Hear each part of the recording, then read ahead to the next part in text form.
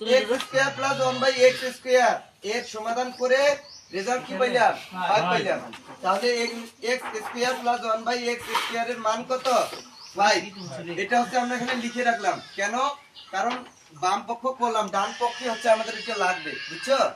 আচ্ছা এখন হচ্ছে আমরা ডান পক্ষে চলে যাব।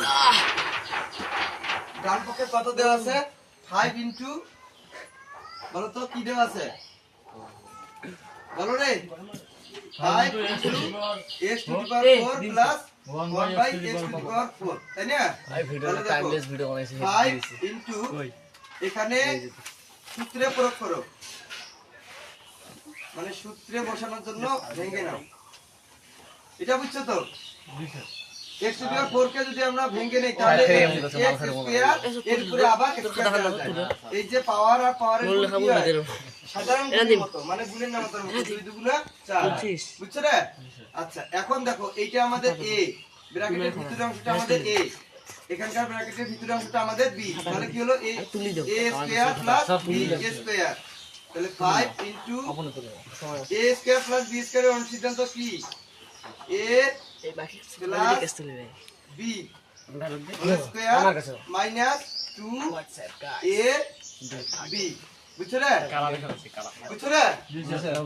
দেখো আমাদের মান কিসে দেওয়া আছে, a square plus b square, মানে প্লাসের মান দেওয়া আছে, প্লাসের মান দেওয়া আছে, এজন্য আমরা প্লাসের সূত্র প্রয়োগ করলাম, ঠিক আছে?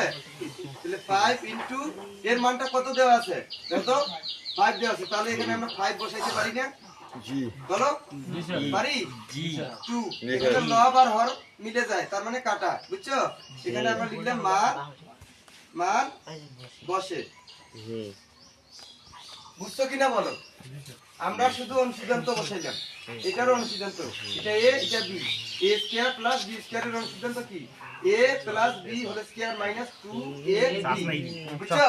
এরপরে এটার মান কত 5, আমরা বাম পক্ষে এটার হচ্ছে মান পাইছি 5, এই যে ওর জায়গায় মানটা 5 বসাই দিলাম।